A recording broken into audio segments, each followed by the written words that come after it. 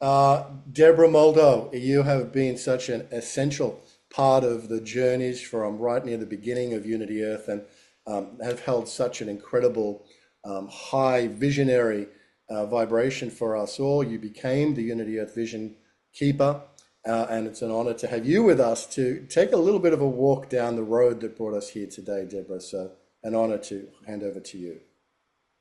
Thank you so much. What a joy it is to be with the Unity Earth family today.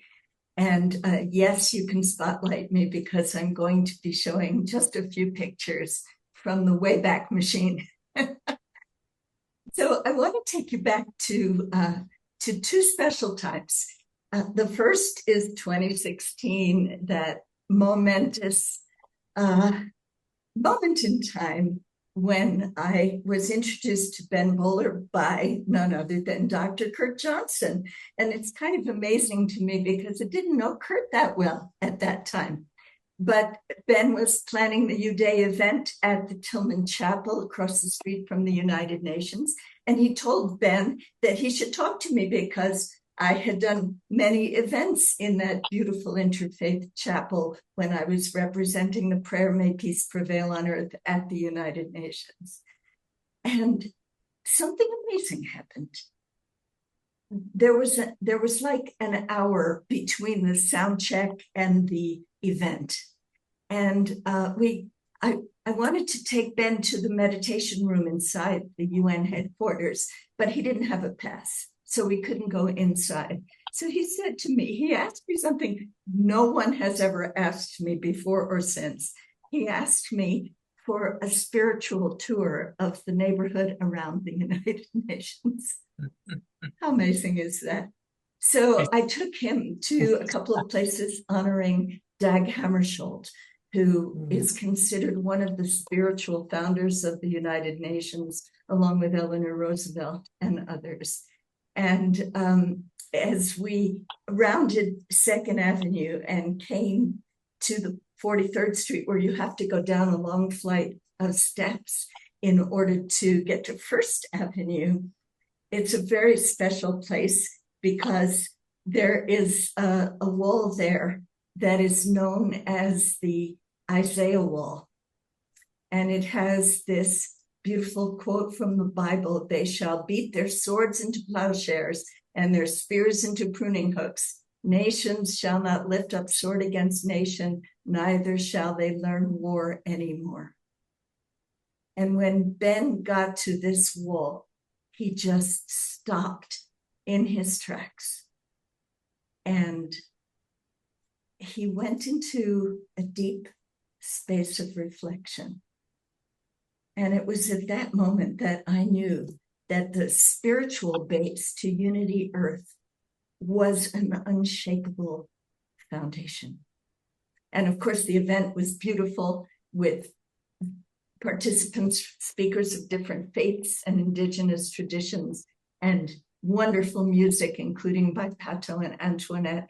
And little did I know that this was going to go on the road. And I was thrilled to be invited to the many events that were held in Ethiopia, which might sound like an exotic, faraway land to many people, but to me, it was the home of my dear African brother, Ambassador Musi Hailu. And he had invited Unity Earth to observe the World Interfaith Harmony Week at the African Union for the first time ever. And that was special to me because my beloved friend Monica Willard and I had orchestrated the very first observance of World Interfaith Harmony Week at the United Nations. So that was extraordinary, and it was only one of the many extraordinary experiences that I've had at there we go. I'm just trying to screen share at the same time to give you a little taste of the African Union and our beautiful brother Muse there, and the World Peace Prayer Society, now May Peace Prevail on Earth International, brought the whole flag ceremony there. But we also went to the churches at Lalibela that are built into the stone from, I don't know, the 11th or 12th century, where the 200 priests greeted us, and they speak a language that isn't even spoken in Ethiopia. Extraordinary. But the most fantastic event, I'm going to take you there with a picture here. So I don't know who found this spot, but we gathered on, Jos are you seeing it? Wieserman found that place. Yeah. Who found it? Jos, the big tall Dutch. Oh, Jos found it. Well, we were on a cliff, like in the middle of nowhere, this tor, this but just high space as the full moon was rising. And you can see from this picture, we had indigenous leaders and faith leaders from all over the world. And they made a fire, they made a sacred fire. And they brought to this fire the torch of peace that Kristen carried from, it belongs to David Gershon, who had brought it around the world years ago. And we had the torch of compassion that John and Summer Raymer brought. And we had the lamp of unity that the monks from Thailand brought to this sacred fire. And Ben invited me to come up on this unbelievable stage. And I invited everybody to hold the torch of peace. And we brought it into the group because it was even larger than what you're seeing. And I want to close by inviting every one of you to take a breath together. And you choose to hold in your hands the torch of peace or the torch of compassion or the light, the lamp of unity, and hold that light for one sacred moment.